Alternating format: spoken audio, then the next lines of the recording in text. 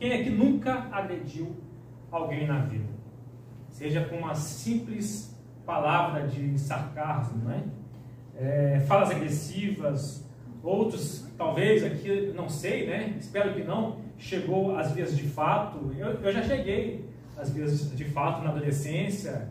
Aí a gente vai crescendo, vai ficando mais medroso, né?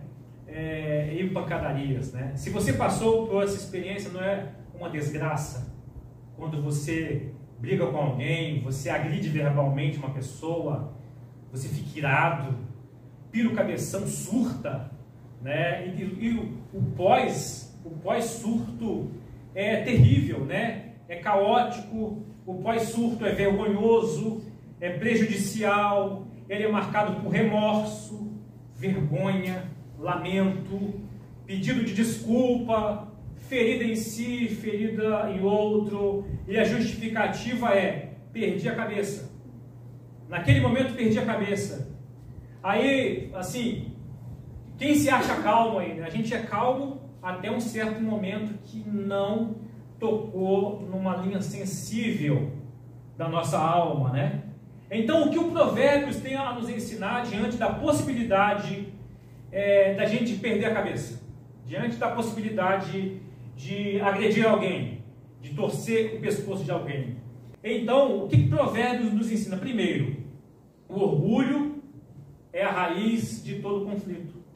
Provérbios 13, no verso 10, eu coloquei aí: o orgulho só traz conflitos, mas os que aceitam conselhos são sábios. Quando uma ou mais pessoas partem para a agressão, pode ter certeza, a causa na raiz, na investigação, tá? No fundo, no início de tudo, é o orgulho.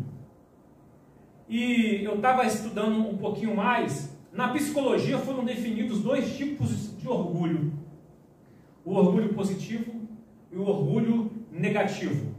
O orgulho positivo é chamado de autoestima, autoconfiança, e o negativo é chamado de soberba. É assim que se define, tá? Então, para nós que estamos em Cristo, veja bem, sublinhando, para nós que estamos em Cristo, muito cuidado com o denominado orgulho positivo, que é trabalhar a autoestima, a autoconfiança e suas habilidades. Muito cuidado que a gente deve ter. É uma linha muito tênue.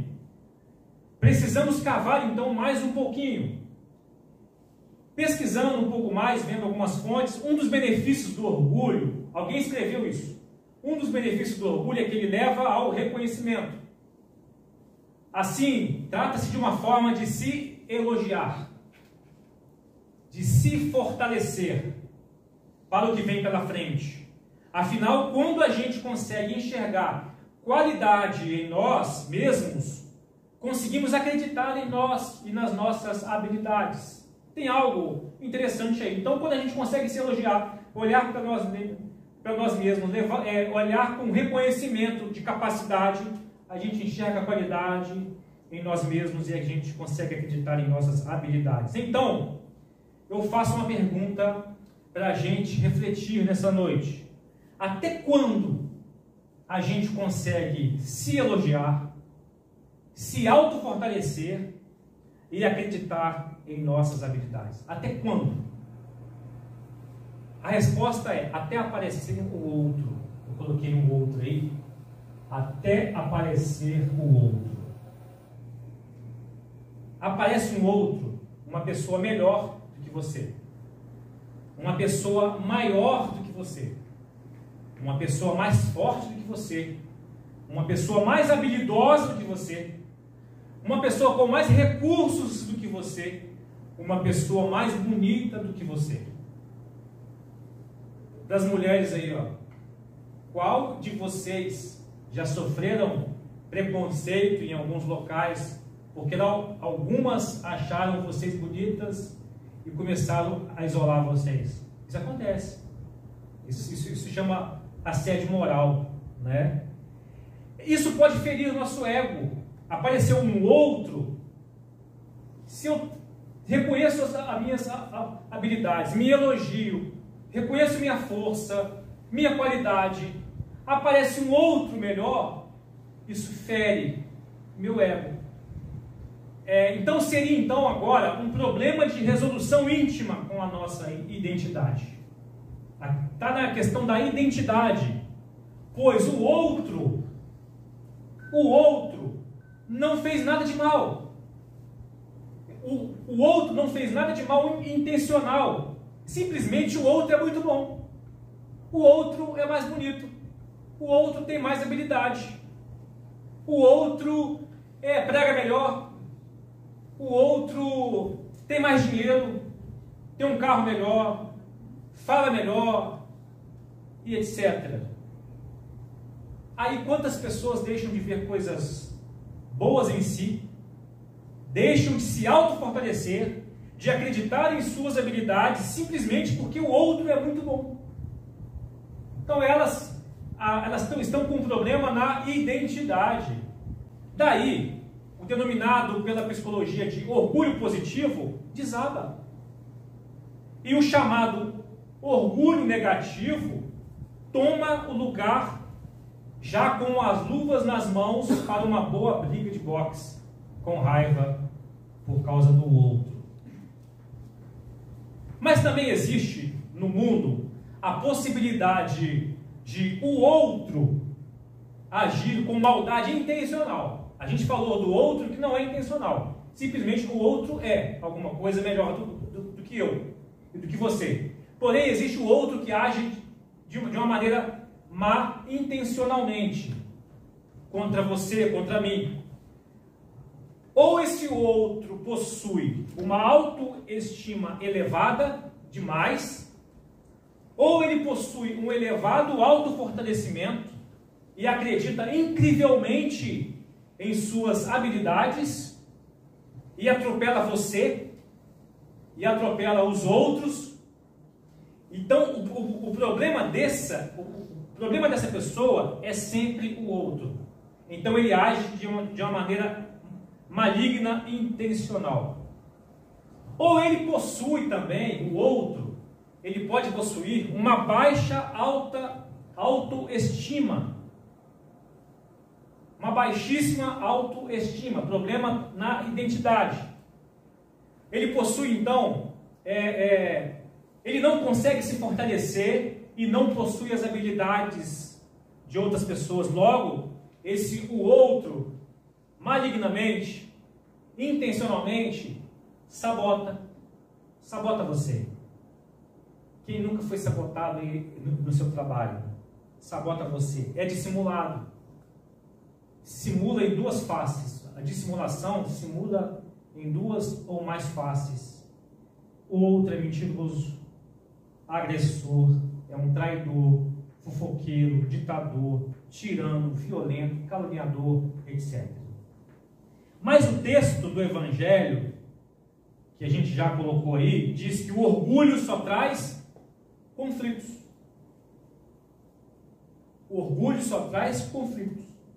Então é possível chegarmos ao consenso pelo Evangelho, somente pelo Evangelho, que até o denominado orgulho positivo, centrar em si mesmo nos quesitos da sua própria autoestima, obviamente própria, né?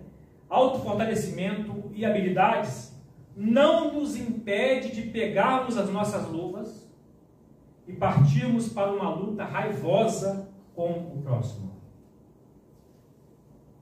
O termo em si mesmo é tão frágil para ser uma base de apoio para alguém. Autoconfiança é muito frágil. Autofortalecimento é muito frágil. Eu tenho minhas próprias habilidades, é muito frágil. Em algum momento da nossa vida, a sua habilidade pode ser impedida de ser executada por questões, inclusive, espirituais. Está vendo como que naturalmente muitas é perigoso? Então, o que Provérbios ainda tem a nos ensinar?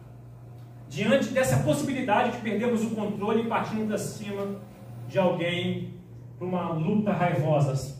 Segundo, o mau uso das palavras inicia uma confusão. Então a gente viu até aqui, o primeiro é que o orgulho é raiz de qualquer conflito. E o segundo é mau uso das palavras, inicia uma confusão. O texto diz que a resposta gentil desvia o furor, mas a palavra ríspida desperta a ira. A língua dos sábios torna atraente o conhecimento, mas a boca dos tolos despeja a insensatez. Os olhos do Senhor estão em todo lugar, observam tanto os maus como os bons. Verso 4 aí, ó. Palavras suaves são árvore da vida, mas a língua enganosa, ou na corrigida de fiel, a língua perversa esmaga o espírito de alguém.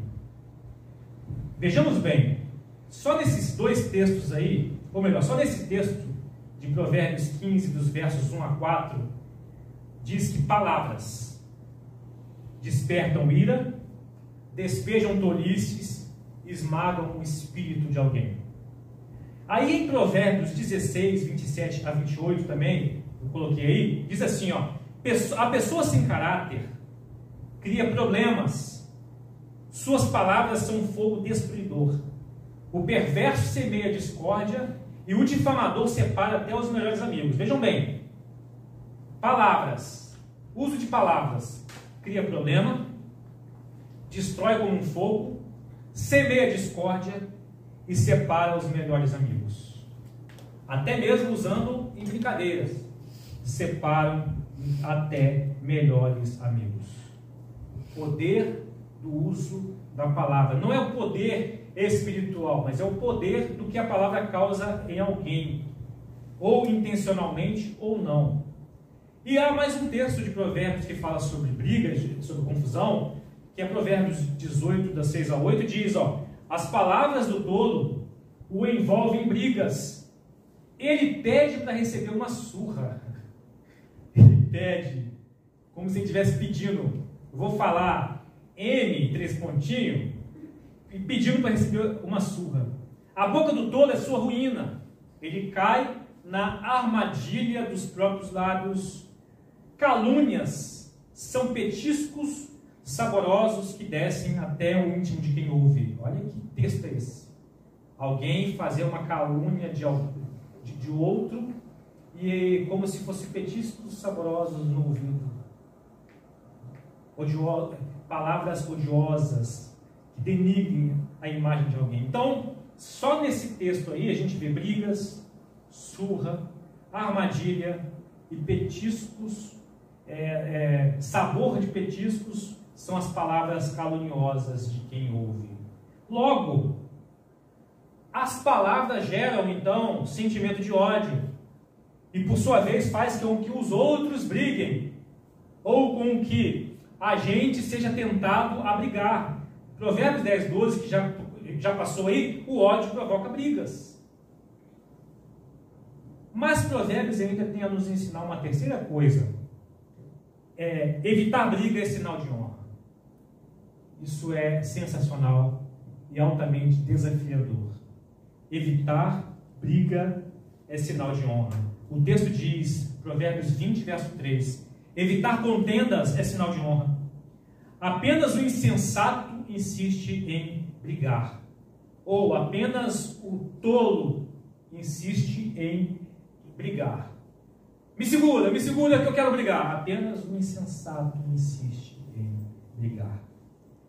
E se você for abrir lá no hebraico, evitar contendas é sinal de honra, a palavrinha usada lá é kabod, que tem a ver com glória, brilho. Então, evitar contendas, evitar uma briga, é sinal de glória em abundância e riqueza. Essa mesma palavra é usada diversas vezes na Bíblia para falar, inclusive, da glória de Deus. Aí a pergunta para nós é: como você e eu somos conhecidos na nossa casa, na nossa escola, na faculdade, no trabalho, na vizinhança, na igreja? Espero que na Prisma não tenha nenhum dia de pancadaria aqui. Uma pergunta retórica: por que você deve pendurar suas luvas? Uma homenagem ao glorioso Rock Balboa, né? Por que você deve pendurar as suas luvas? A primeira proposta do pendurar as suas luvas, se alguém aqui estiver brigando pouco ou brigando muito, é que você se machuca ou machuca o outro. Provérbios que a gente já leu, as palavras do tolo o envolvem em brigas, ele pede para receber uma surra. Todo que envolve em briga, ele também apanha. Ele pode não apanhar, se for fisicamente, ele pode não apanhar fisicamente, mas de alguma maneira ele vai apanhar, pelo desprezo social, por condenações judiciais, por prisão, por penalidades de multa, etc, etc. Ou por aqueles que brigam por palavras, ele também vai apanhar, porque ele vai ser reprovado por um certo grupo social. Então, quando a gente briga, você se machuca e machuca o outro. O problema, lembre que, geralmente, o problema é o outro. Eu me lembrei aqui de um livro escrito por filósofo Jean-Paul Sartre, A Náusea. E ele escreve uma história nesse livro. Há uma pessoa, que eu esqueci o nome, que ela entra em crise existencial porque ela não vê propósito na vida. Ela não vê propósito na vida. Então nada para ela faz sentido.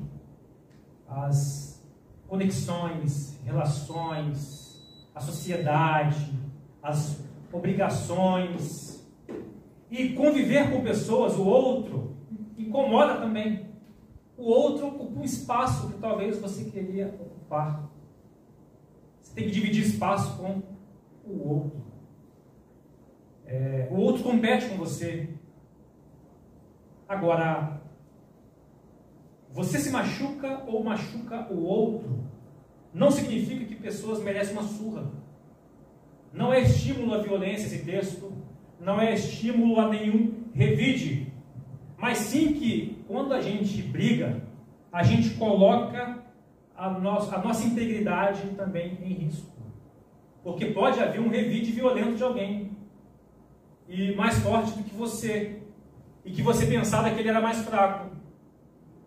Estou vendo também uma série, né, de vários atletas, de várias especialidades que eles competem entre si, e eu vi o mais forte escolhendo o mais fraco e se deu mal, porque ele achou que ele ia ganhar do mais fraco naquela determinada competição.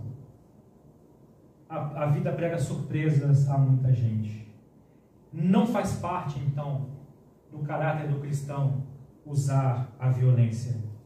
Deus não precisa da sua força, da nossa força, do nosso punho. Deus não precisa da nossa espada. Deus não precisa da nossa arma. Deus não precisa da nossa boca odiosa para fazer cumprir os seus planos na sua vida e na minha vida. Deus não precisa.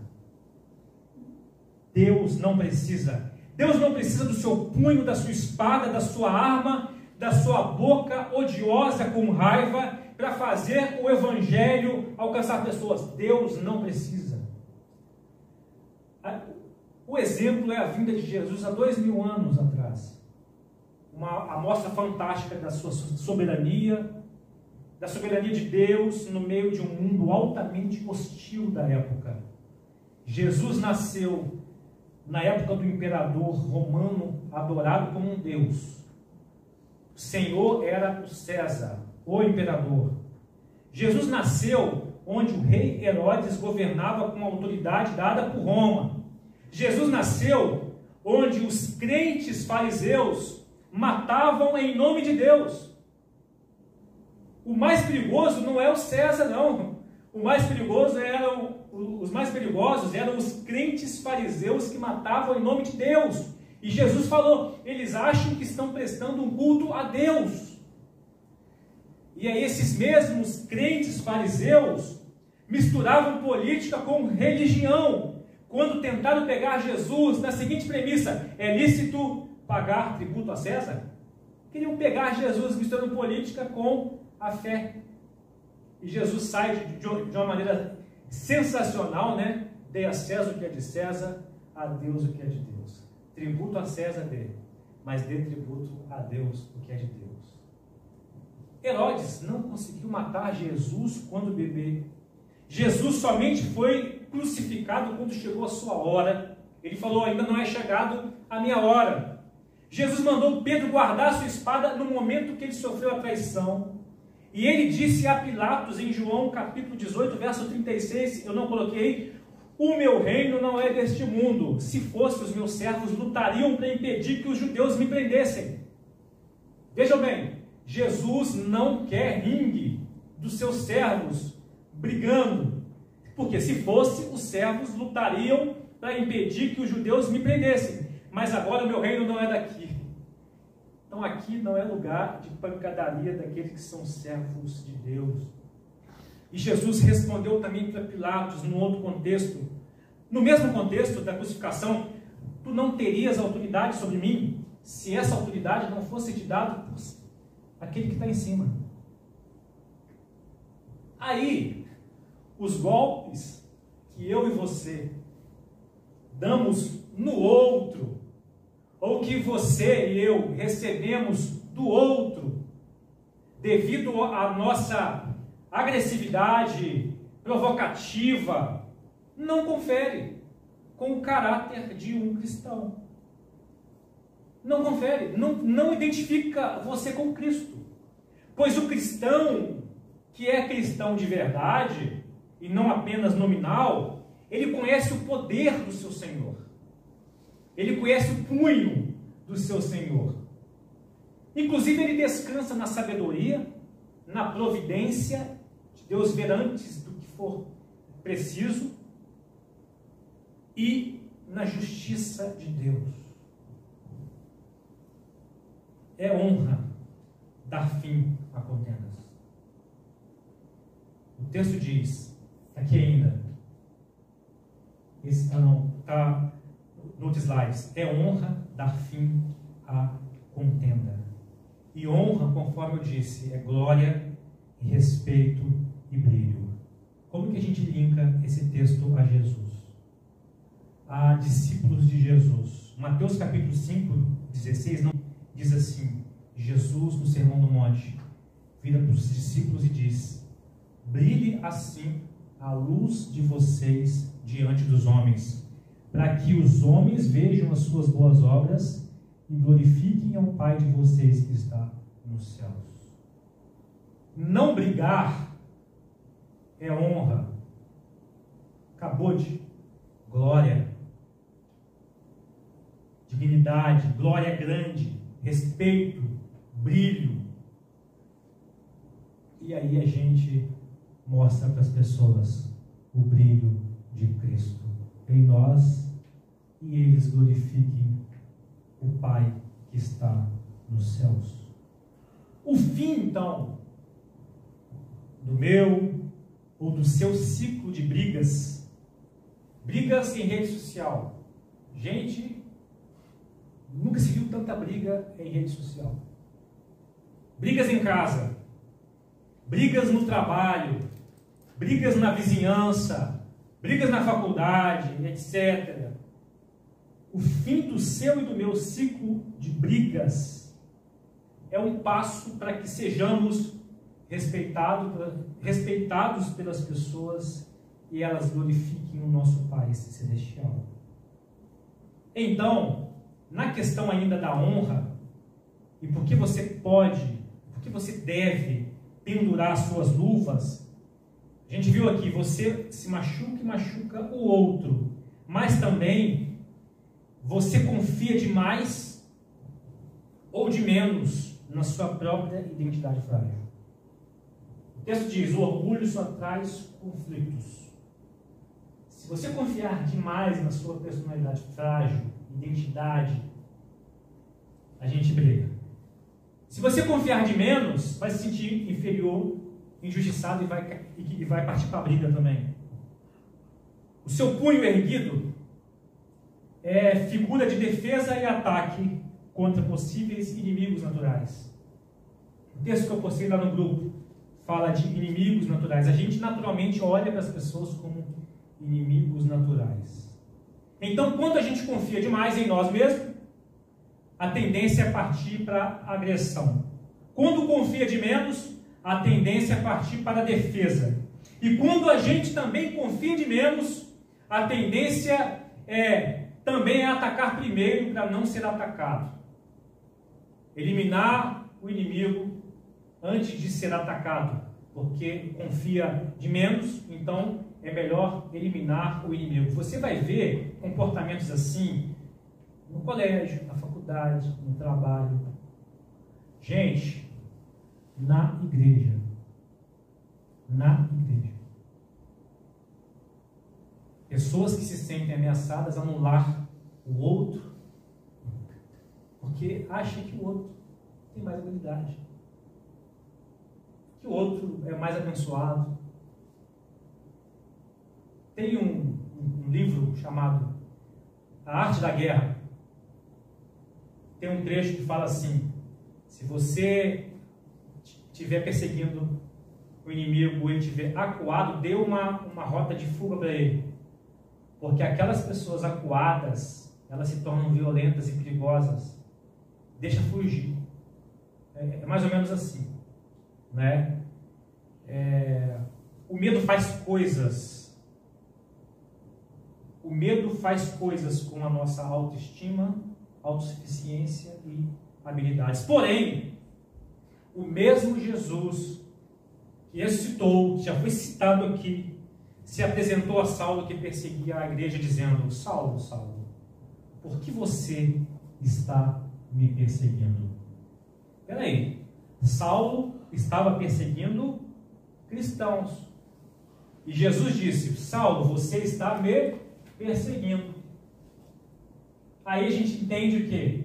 Jesus se identifica com você.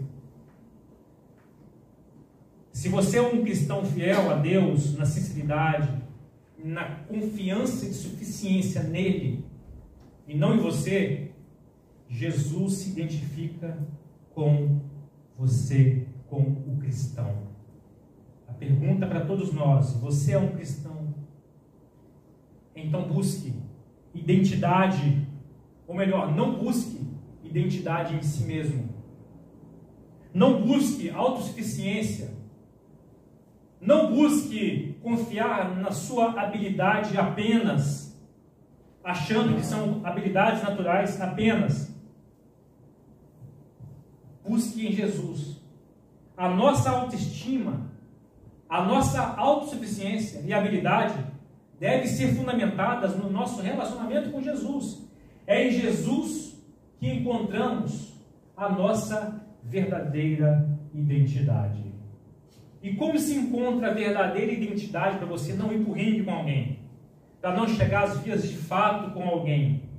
O texto diz aí, Gálatas, em capítulo 2, no verso 20, eu fui crucificado com Cristo.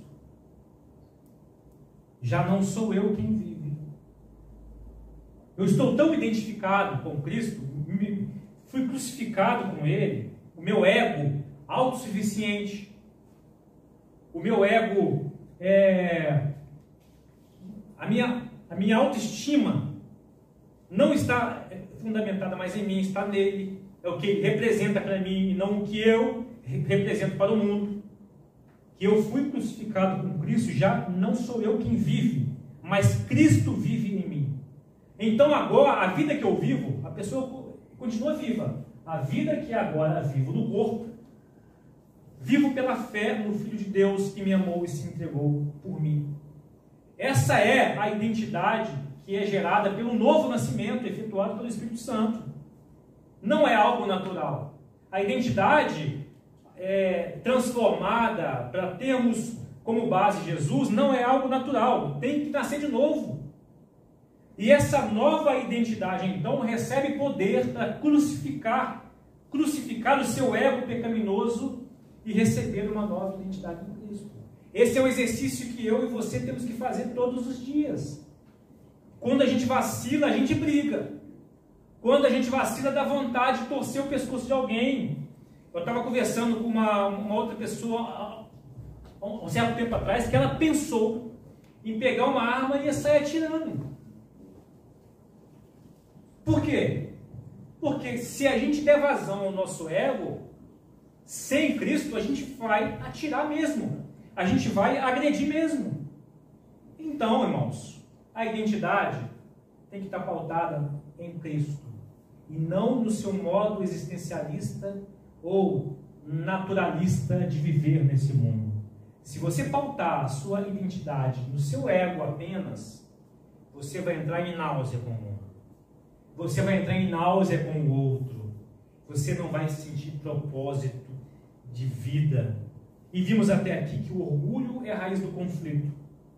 O mau uso das palavras inicia uma confusão e evitar briga é sinal de honra.